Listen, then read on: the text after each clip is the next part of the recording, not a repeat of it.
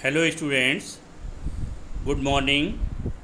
Let me start. One is a new chapter from your history. Chapter 1, Nationalism in Europe. In this chapter, we have to study the rise of nationalism in Europe. We study here what is nationalism and what are the main causes behind the rise of nationalism in Europe. And we discuss a lot of things here. First of all, we discuss you the nationalism. What is nationalism? Nationalism आखिर है क्या? जब हम nationalism की बात करेंगे तो राष्ट्रवाद किसे कहा गया है? राष्ट्रवाद नेशनलिज्म का है. डिफाइन करें नेशनलिज्म को. Nationalism a feeling of patriotism where the pupil or the citizen of the country they ready to sacrifice for themselves, for the welfare, for the freedom, for the security, for the protection, for the regard of the country. The feeling of patriotism where the people of a country ready to sacrifice for themselves, that is known as nationalism. Nationalism क्या है? देशभक्ति, राष्ट्रवाद, जहाँ पर देश ही सब कुछ है, यानी nation is all, beyond all the things. We give our first priority the nation. So nationalism we have to study here the nationalism. nationalism आखिर कहा किसे गया है? राष्ट्रवाद किसे कहा गया है? इन सारी चीज़ों के बारे में हम यहाँ चर्चा करेंगे. तो नेशनलिज्म की बात करते हैं. In the feeling of patriotism, love towards the nation, same as we see in India during the freedom struggle movement, rise of nationalism. Same we have seen during the Kargil war, during the India-Pakistan war. So when the citizens of the country, when the common people of the country, they ready to for the protection, for the welfare, for the regard of the country. So nationalism क्या है? राष्ट्रवाद क्या है? जैसे कि आपने freedom movement, Indian freedom movement में देखा. राष्ट्रवाद क्या है? राष्ट्रवाद मतलब देशभक्ति की वो भावना जो लोगों को ये देश के लिए अपना सर्वश्रेष्ठ बलिदान करने के लिए प्रेरित करती है, जहाँ राष्ट्र ही सर्वोपरि है, देश प्रथम रहेगा. तो इस सारी चीज़ों को जो उसे नेशनलिज्म कहा गया. नेशनलिज्म मतलब राष्ट्रवाद. अब we start this chapter with a painting. देखें, you have seen this painting, the first page of your NCERT book. यहाँ आप ये पेंटिंग देख रहे हैं ना, तो इस पेंटिंग में क्या है? एक लॉन्ग ट्रेन है. लॉन्ग ट्रेन, एक लंबी सी लाइन लगी हुई है, देख रहे हैं जैसे कि. और यहाँ पर क्या है कि the people have the flag of the different countries. लोगों के पास अलग अलग कंट्रीज़ के फ्लैग हैं. They march toward the Statue of Liberty. वो क्या है? स्टैचू ऑफ लिबर्टी की तरफ मार्च कर रहे हैं. This statue of liberty. अब ये देखिएगा, ये स्टैचू ऑफ लिबर्टी है ना, तो इन one hand it has the torch of enlightenment, other hand it has the human right magna carta. अब जो कंट्री इसके पास पहुंच रहे हैं वो क्या है? वो कंट्री क्या है कि वो जैसे कि फ्रांस है, इंग्लैंड है, यहाँ जर्मनी का भी फ्लैग आपको दिखाई दे रहा है. तो अब ये चीज़ें क्या है कि ये एक new era of changes is going on in European countries. यहाँ पर हीप ऑफ ओल्ड सिम्बल्स देखिए, कुछ एक ढेर लगा हुआ है जहाँ पर ओल्ड सिम्बल्स हैं, ओल्ड ट्रेडिशंस हैं, कस्टम्स हैं. तो यहाँ पर क्या है कि एक era of change is going on. Era of change was going on during the 18th century. अब यहाँ पर क्या है? Beginning this painting made by the Frederic Sorrieu. He had made 4 paintings and with the title the social republic. उन्होंने 4 paintings बनाई, title था social Republic. और ये क्या है कि उटोपिया रहा पेंटर का वो कि उन्होंने इस पेंटिंग में मतलब देखिए, जर्मनी उस समय यूनिफाइड भी नहीं था जब ये पेंटिंग बनाई गई थी. तो लेकिन क्या है कि letter period Germany become unified, बाद में जर्मन यूनिफाइड हुआ. अब लेकिन क्या है, उस समय तक जैसे फ्रांस है, इंग्लैंड है, ये सारे रिपब्लिक हो चुके थे, डेमोक्रेटिक रूल यहाँ सेटल हो चुका था. और यहाँ आसमान में कुछ जो एंजल्स हैं उन्हें दिखाया गया है कि वो सारे इस चेंजेस को, ये जो न्यू चेंजेस की इरा चल रही है उसको बहुत गौर से देख रहे हैं. तो न्यू इरा ऑफ चेंजेस क्या था कि old regime change into a new regime that is away from the monarchial and the dictatorship. The people believe in a democratic rule. ठीक है ना। ठीक इसी तरह से बहुत सारी चीज़ें यहाँ दिखाई गई हैं इस पेंटिंग में। ये तो 4 पेंटिंग्स हैं। सेकंड पेंटिंग इनकी ये थी फ्रेडरिक सोरो की, जो आपकी बुक में नहीं दी हुई है, and the third painting is here and the fourth painting is this. तो बहुत सारे चेंजेस दिखा रहे हैं। मतलब मेन चीज़ यहाँ पे दिखाया है ट्रेड और इंडस्ट्रियलाइजेशन को, दूसरा ये कि माइग्रेशन ऑफ द पीपल दिखाया गया, ये सारी चीज़ें हैं। तो अब यहाँ हम देखेंगे शुरू करते हैं इस चैप्टर को, the French revolution the idea of a nation. French revolution ने वर्ल्ड को आइडिया ऑफ ए नेशन दिया। The French revolution you have already study in class 9। This is the first revolution of its own type when the common people dare to oppose the power of king. They earlier क्या था कि पहले लोग divine policy में यकीन रखते थे। लोगों का मानना था कि राजा को ईश्वर ने अपॉइंट किया है, we can't oppose it, we oppose the king, indirectly we oppose the God.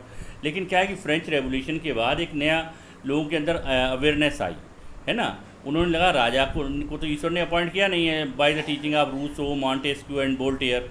तो यहाँ पर एक नया कॉन्सेप्ट जनरेट हुआ है फ्रांस में, जैसा कि ला पार्टी एटलीस्ट द फादरलैंड की बात की गई। ली सिटियोन कहा गया द सिटीज़न के लिए। The French tricolour, the National Assembly, hymns, oaths and the commemorations of martyrs, centralised administration and uniform laws, all these things get birth during the French Revolution. इन सारी चीज़ें जो थी वो फ्रांस की क्रांति के दौरान आई। फ्रेंच इम्पैक्ट, अब फ्रेंच रेवोल्यूशन का इम्पैक्ट क्या रहा यूरोप पर। Mission of liberate European countries. Mission to liberate का मतलब था यूरोपियन कंट्रीज़ के जो लोग थे उन्हें भी फ्रीडम का राइट मिले, उन्हें भी आज़ादी दी जाए फ्रॉम डिस्पोटिज्म यानी जो मोनार्चियल रूल रहा, जो डिक्टेटरशिप रही, उससे उन्हें फ्री किया जाए। Students setup Jacobin clubs in other countries, और Jacobin club play a very important role during the French Revolution. Now this popularity of Jacobin club is spared, and the other countries also the students set up the Jacobin club. These clubs help the French invention of their countries. Then the French revolution में हुआ ये कि France की क्रांति हुई, और बाद में जो वहाँ के हेड थे वो बनाए गए, वो द नेपोलियन बोनापार्ट रहे और नेपोलियन बोनापार्ट ने नेपोलियन कोड बनाया। What is Napoleon code? Most important question है इस चैप्टर का। नेपोलियन कोड था क्या आखिर? 1804। What is the code of 1804 भी कहते हैं उसे। तो नेपोलियन कोड क्या था? Return of monarchy.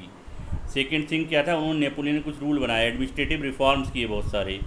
तीसरा ये था कि removal of privilege based birth, यानी जो विशेषाधिकार लोगों को दिए गए थे वो ख़त्म कर दिए गए थे। Equality before the law and right to property. Equality before the law, सभी के लिए बराबर, सब लोग बराबर हैं, किसी के साथ कोई भी भेदभाव नहीं किया जाएगा। Abolished feudal system by freeing peasant from serfdom and manorial dues. Removal of the guild restrictions in towns, improvement in transport and communication, uniform laws, weight and measures. Weight और मीजर्स का ये था कि फ्रांस के हर provinces में क्या था, अलग अलग तरह की करेंसी और वेट मीजरिंग यूनिट चला करती थी, तो उसे सबको एक किया गया। फिर क्या था? Resentment against the France Napoleon, loss of political freedom. अब हुआ ये कि यहाँ पर नेपोलियन जब डिक्टेटर बने, Napoleon become the dictator of the France, तो उसका नुकसान क्या हुआ फ्रांस का कि लॉस ऑफ पॉलिटिकल फ्रीडम ख़त्म हो गई थी, टैक्सेस बढ़ा दिए गए थे, censorship of news and views दोनों पर सेंसरशिप लगा दी गई थी, force conscriptions into French army to fight wars, और इसकी वजह से फ्रांस को बहुत सारे युद्धों में भाग लेना पड़ा, वार्स में पार्टिसिपेट करना पड़ा। यूरोपियन सोसाइटी की बात करेंगे, किस तरह की यूरोपियन सोसाइटी थी, तो इसके बारे में देखेंगे। द अपर क्लास, पहले तो क्या था, फर्स्ट जो था वो अपर क्लास था। The landed aristocracy were dominated group, ये क्या था, एक लैंडेड अरिस्टोक्रेसी हुआ करता था जो डोमिनेटेड ग्रुप था। Second thing, they had common interest and life style, वो लोग उनकी लाइफ स्टाइल रहा करती थी, अपने उनके इंटरेस्ट रहा करते थे। Own large country states and town houses, इन लोगों के पास कंट्री साइड में बड़े बड़े स्टेट्स हुआ करते थे, बड़े बड़े प्रॉपर्टीज़ हुआ करती थी, और वो लोग टाउन हाउसेज भी हुआ करते थे। कनेक्टेड बाय मैरिज टाइज, अब ये जो सारे अरिस्टोक्रेट्स थे वो एक दूसरे से मैरिज टाइज किया करते थे, यानी वैवाहिक संबंधों के द्वारा एक दूसरे से जुड़ा रहा करते थे। Most of them spoke French, ज़्यादातर लोग, जो एलाइड ग्रुप था फ्रांस का, वो फ्रेंच बोला करता था। क्लियर, ये अपर क्लास था। अब यहाँ देखिए ड्रेस सेंस देखिए, द अरिस्टोक्रेट्स में लोग देखो कितने अच्छे कपड़े पहना करते थे, ड्रेस सेंस उनका क्या था। और जबकि एक पीजेंट था, दे survive in extreme poverty, peasant जो थे वो एक्सट्रीम पॉवर्टी में सर्वाइव कर रहे थे। अब impact of the industrial revolution, rise of the middle class. Actually क्या था, जब हम नेशनलिज्म की बात करेंगे इस चैप्टर में, तो सबसे इम्पॉर्टेंट रोल नेशनलिज्म को राइज करने में रहा, मेन कारण क्या रहा, इंडस्ट्रियलाइजेशन रहा। इंडस्ट्रियलाइजेशन में क्या था, एक new group of the society rise, समाज में एक नए वर्ग का उदय हुआ जिसे मिडिल क्लास कहा गया। Growth of the cities and towns, बड़ी संख्या में शहर और टाउन्स की संख्या बढ़ गई थी। Emergence of commercial classes, rise of middle class consisting of industrialists, businessmen and professionals. They were educated and liberal minded. They wanted the removal of the aristocratic privilege. ये लोग क्या थे, ये सब on the basis of sense of equal collective sense of belongingness से प्रेरित थे, यानी सभी लोग वर्कर थे, सभी लोग इंडस्ट्रियल इंडस्ट्रीज़ में कहीं ना कहीं काम करते थे, तो ये लोग थोड़े लिबरल रहे। और ये लोग प्रिविलेज के अगेंस्ट थे, यानी किसी को कोई स्पेशल राइट्स नहीं होने चाहिए, अरिस्टोक्रेटिक ग्रुप जो है उन्हें ख़त्म किया जाए। जैसे growth of urban middle class, एक सिटी जो थे ह्यूज क्राउडेड हो रहे थे, माइग्रेशन बड़े पैमाने पर हो रहा था और अर्बन मिडिल क्लास बहुत तेज़ी से बढ़ रहा था। फिर लिबरल नेशनलिज्म क्या था, लिबरल नेशनलिज्म की जब हम बात करेंगे तो यहाँ पर देखिएगा सोशल लिबरलिज्म की बात करते हैं। End of aristocracy and clerical privilege, aristocracy का खात्मा हुआ, यानी वो एंड हो गया अरिस्टोक्रेसी का, और जो विशेष अधिकार थे लोगों के वो भी खत्म हो गए थे। Freedom of the individual and equality before law, सभी को समानता, स्वतंत्रता और का अधिकार मिला। फ्रीडम ऑफ प्रेस को भी फ्रीडम दे दी गई थी। पॉलिटिकल लिबरलिज्म क्या था, government by consent, constitution and representative parliament. अब यहाँ पर हुआ ये कि गवर्नमेंट जो थी वो अपॉइंट की जाने लगी थी, कॉन्स्टिट्यूशन लिखा गया था, उसके रिप्रेजेंटेटिव अपॉइंट हो रहे थे, एक पार्लियामेंट दी गई थी रूल करने के लिए। इनअवेलेबिलिटी ऑफ प्राइवेट प्रॉपर्टी और universal suffrage, women and non properties man. तो अब देखेंगे इकोनॉमिक लिबरलिज्म क्या है। इकोनॉमिक लिबरलिज्म की बात करेंगे तो फ्रीडम ऑफ मार्केट्स, यहाँ पर मार्केट्स में फ्रीडम थी। Evolution of restrictions of movement of goods और यूनिफॉर्म ड्यूटी, सभी के साथ यूनिफॉर्म ड्यूटीज़ थी, सारे टैक्सेस सबको बराबर लगाए गए थे। वेट और मेजरिंग यूनिट भी एक सी कर दी गई थी। क्लियर। अब अगला देखिएगा जलवेरियन, एक बहुत इंपॉर्टेंट टर्म यहाँ से यूज़ करते हैं। जलवेरियन क्या है, व्हाट इज़ जलवेरियन। जलवेरियन की बात करते हैं तो demand for a unified economic territory allowing the unhindered movement of goods, people and capital by the middle class. In 1834 a custom union called Zollverein was found by Prussia. 1834 में Zollverein बनाया गया था Prussia के द्वारा and joined by other German states, शीघ्र ही इसमें दूसरे जर्मन स्टेट्स ने भी ज्वाइन कर लिया था।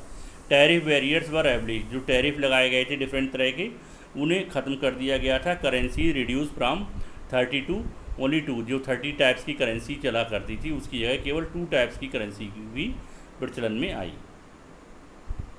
कंजर्वेटिव आफ्टर 1815, अब यहाँ कंजर्वेटिज्म के बारे में बात करेंगे। कंजर्वेटिज्म क्या है, they believed that the monarchy, church, aristocracy, social hierarchies, property and family should be preserved, wanted to preserve Napoleon administrative reform. In 1815 England, Prussia, Austria and Prussia sign the treaty of Vienna. 1815 में England, Prussia, Austria और Prussia sign the treaty of Vienna, undoing the changes made by Napoleon.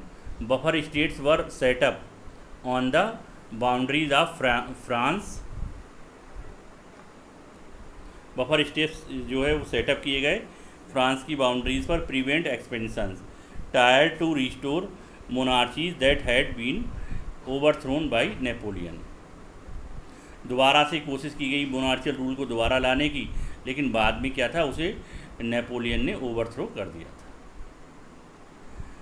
अब यहाँ पर एक दिया है ना, map दे रखा है कि किस तरह क्या कंडीशन रही यूरोपियन कंट्रीज़ की। तो ये देखिए दे रखा है ना, जैसे पर्शिया है, यहाँ पर ऑस्ट्रियन एम्पायर है, फ्रांस है। तो अब ये किस तरह की different countries rule by the different people, इन सब के बारे में बताया गया। अब changes brought by conservatism, changes क्या है, कंजर्वेटिज्म लोगों ने क्या बदलाव लाया, return to autocratic regime. Conservative ये चाहते थे कि ऑटोक्रेटिक रिजाइम वापस आए। डिड नॉट टॉलरेट डिसेंट और क्रिटिसिज्म, ये लोग डिसेंट और क्रिटिसिज्म को बर्दाश्त नहीं करते थे। Censorship laws brought in to limits the spread of liberal ideal. फिर द रेवोल्यूशनरीज में क्या था, return of monarchies drove many liberal nationalist underground. Secret societies were formed, secret societies बनाई गई, और their aim was to fight for liberty and equality, लेकिन उनका main M यही था कि लिबर्टी और इक्वलिटी के लिए फ़ाइट की जाए। Wanted to establish nation states, और एक नेशन स्टेट बनाया जाए, एक बड़ा राज्य या राष्ट्र का निर्माण किया जाए। अब यहाँ पर देखेंगे कुछ जो लोग रहे, लीडर रहे, जिनका बहुत ज़्यादा इम्पोर्टेंट रोल रहा, जैसे कि जिप्सी मैजनी हैं, मतलब play a very great important role in the unification of Germany. He was an Italian revolutionaries member of Carbonari, founder of Young Italy and Young Europe, जिसका बहुत ज़्यादा रोल था Giuseppe Mazzini का Italy के unification में। Believe the God intend nation to be the natural units of mankind, describe as the most dangerous enemy of the conservative social order. ये question याद रखिएगा, यहाँ पर टर्मोलॉजी ये अक्सर एग्जाम में पूछ लिया जाएगा वन वर्ड में। तो पूछते हैं कि the most dangerous enemy of the conservative social order. तो most dangerous enemy of the conservative of social order किसे कहा गया है, तो जिप्सी मैजनी। फिर द एज ऑफ रेवोल्यूशन की एक एज थी, टाइम पीरियड रहा 1830 से 1848 तक। During this period the number of revolutions took place. तो अब यहाँ पर देखेंगे return of constitution monarchy in France in 1830। Constitutional monarchy 1830 में फ्रांस में दोबारा आ गई थी, under Louis Philippe following the July revolution. End of the conservative dominate and resurgence of liberal nationalism. Soon following the same revolutionary principles, Belgium fought for and gained independence from Netherlands. An important event was the rise of nationalism in Greece, then a part of the Turkish Ottoman Empire. The Greek Revolution began in 1821 with support from exiled Greek, West European nations and other groups. In 1832, Greece gained its independence after signing the Treaty of Constantinople की treaty हुई और Greek को freedom मिल गई थी। तो ये as रहा revolution का 1830 से 1848 तक का जो पीरियड था। वहाँ डिफरेंट जो नेशंस लोग थे, उन्होंने डिफरेंट कंट्रीज़ के जो पीपल थे उन्होंने रिवोल्ट किया, रेवोल्यूशन किया। अब रोमांटिज्म क्या है, रोमांटिज्म एंड नेशनलिज्म। रोमांटिज्म जानते हैं, रोमांटिक से अंडरस्टैंड करते हैं ना। रोमांटिक क्या है, love towards someone, some place, something. तो वो लव टुवार्ड्स द नेशन भी हो सकता है, that is known as the romanticism. Emphasizes the common culture, language, collective heritage of emotional appeal. यानी जहाँ इस चीज़ की इमोशनल अपील हो, कल्चर के लिए, लैंग्वेज के लिए, collective heritage and emotional appeal. Criticize the importance given to reason and science. Major movement in Germany, John Gottfried Herder gave the idea of Das Werk and Bogist। तो Das Werk का जो idea था वो John Gottfried Herder का था। Grimm brothers collected German folk tales, बहुत सारी जो फोक टेल्स थी जर्मनी की वो इकट्ठी की गई। Polish movement kept alive Polish nationalist feelings, यानी पोलिश मूवमेंट के दौरान जो पोलिश नेशनलिस्ट फीलिंग्स थी उन्हें राइज किया गया। रोमांटिज्म का मतलब यहाँ ये था कि लोगों को कंट्री के साथ फीलिंग, मतलब विद इमोशंस एंड फीलिंग्स के साथ कनेक्ट करना है, with the help of number of patriotic songs रहे या उनकी कल्चर रही उसके बारे में बता करके, या बहुत सारे जो वो फॉक टेल्स रहीं और जो पेट्रोटिज्म से भरी हुई थी उनको सुना करके, ये था। अब यहाँ देखिएगा दिया है द पोलिस पोलोनाइज, एक पोलिस का पहला पिक्चर है, पोलिस का दूसरा है पोलिस मेजूर का, फिर ग्रिम ब्रदर्स दिए हैं इस पिक्चर में, और ये है Goten harder. Hunger, hardship and popular revolt. अब यहाँ पर क्या था कि यूरोप की कंडीशन कैसी थी इसके बारे में बात की गई है। Increasing economic hardship during the 1830 तक आते आते यूरोपियन कंट्रीज़ की जो इकोनॉमिक कंडीशन थी वो बहुत ज़्यादा अच्छी नहीं रही थी, मुश्किलें आने लगी थी। Widespread unemployment, urban conjunctions, competition from machine made goods from England, feudal dues, rising food prices, failed crops का फेल्यूर हो गया था, और लोगों की कंपटीशन इंग्लैंड से आए हुए मशीन मेड गुड्स से बढ़ गई थी, यानी हैंडमेड गुड्स को उतना प्रेफरेंस नहीं दिया जा रहा था, और फूड प्राइसेस बहुत तेज़ी से बढ़ रहे थे क्योंकि क्रॉप फेल हो रही थी। Popular revolt in France in 1848 resulted in Louis Philippe feeling France declared a republic with voting for all man above 21 and national workshops for more employment. In Silesia in 1845, weavers led a revolt against the contractor who was cheating them. They surrounded his house and demanded higher wages.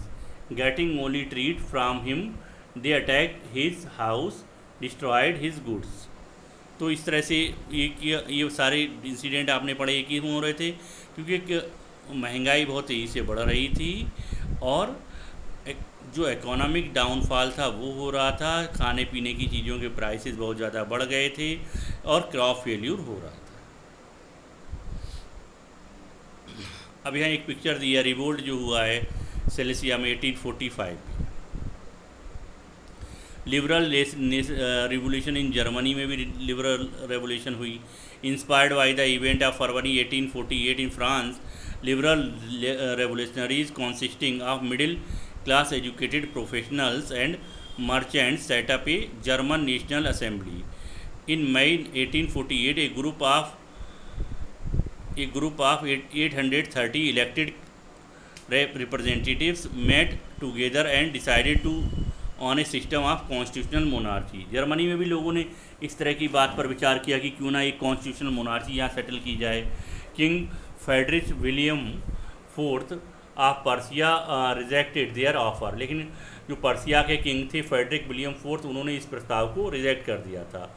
The lower peasant class too protested at the lack of representation, this led to a weakening of the liberal movement and the disbanding of the assembly.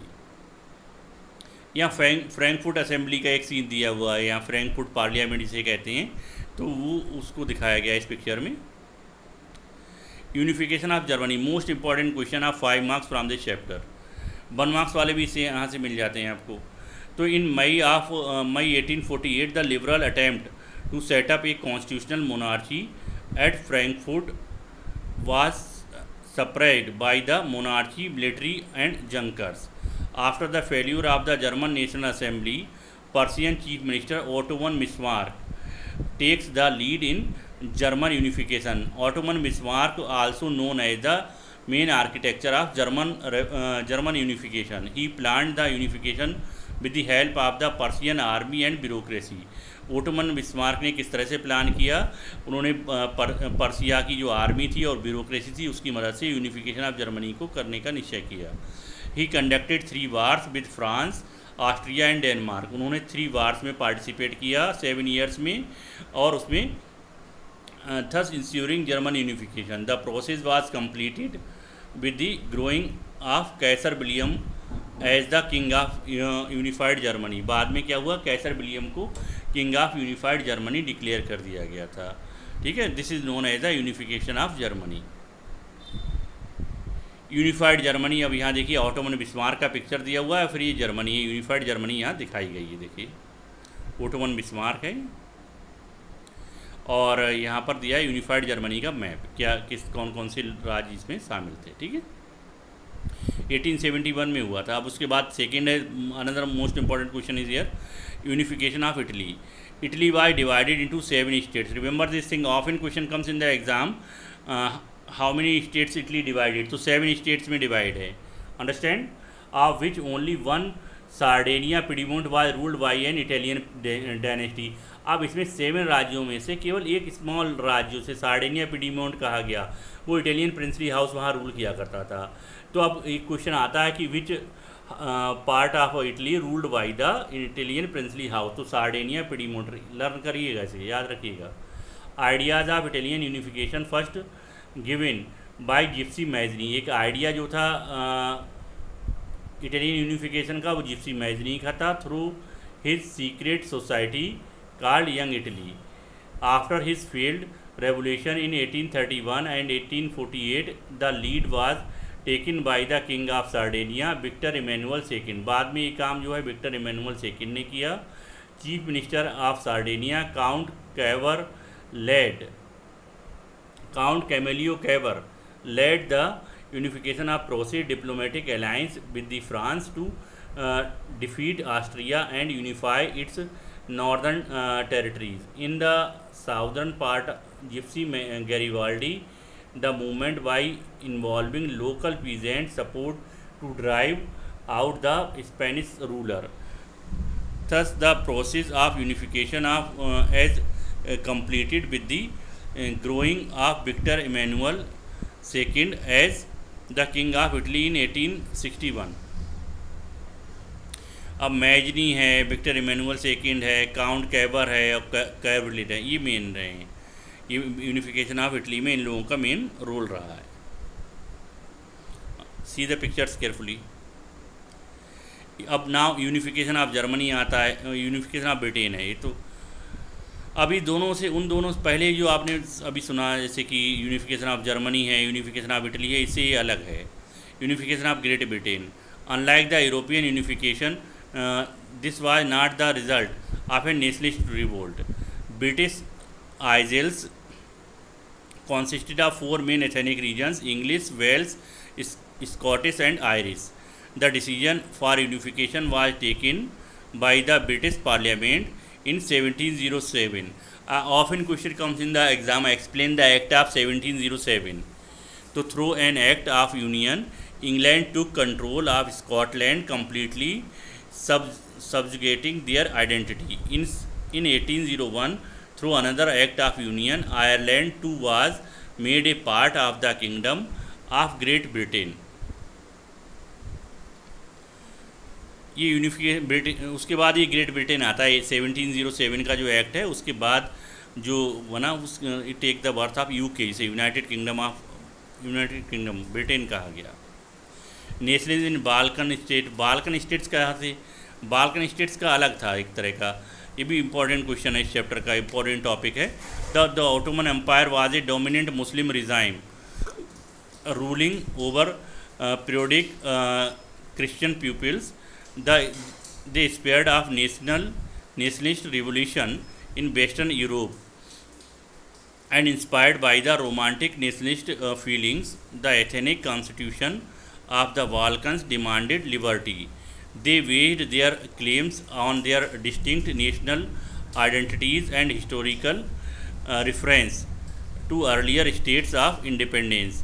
An Ottoman Empire weakened, the various nations broke free. The Balkans before and after the Russo-Turkish War of 1878. अब यहाँ Balkan states थे क्या, उनकी position क्या है, इस map में दिया हुआ है, देखिए। अब बाल्कन स्टेट्स में कौन कौन से देश? सर्बिया है, बुल्गारिया है, रोमानिया है ना, ग्रीक है। तो बाद में ग्रीक तो इंडिपेंडेंट हो जाता है ना, सर्बिया, रोमानिया, बुल्गारिया। अब यहाँ ये था कि रूल, ये ऑटोमन एम्पायर टर्की यहाँ रूल किया करता था, लेकिन ग्रीक पर मेजॉरिटी यहाँ पर इन राज्यों में क्या थी, बाल्कन स्टेट्स में क्रिश्चियंस की थी, और ruled by the Muslim king, Turkish Muslim king. तो ये सारी चीज़ें रहेंगी यहाँ पर। तो then the Greek make revolt, जब टर्की डिफीट होता है तो ग्रीक रिवोल्ट कर देता है, तो Turkish empire try to suppress the revolt. Then the later the England and the Russia and the other European countries supported them, and make the force over the Turkey, and by this way they, with the help of the Treaty of Constantinople, Greek become independent. That is known as the Balkan states. अब Balkan states में क्या था कि ये जो राज्य की मदद की थी, तब now England wanted to dominate of these states, and Germany and the France also wanted over the dominate of these states. तो इसलिए अक्सर क्वेश्चन यहाँ से आता है, वो कहते हैं कि Balkan states is a bone of contention for a long period of time in Europe.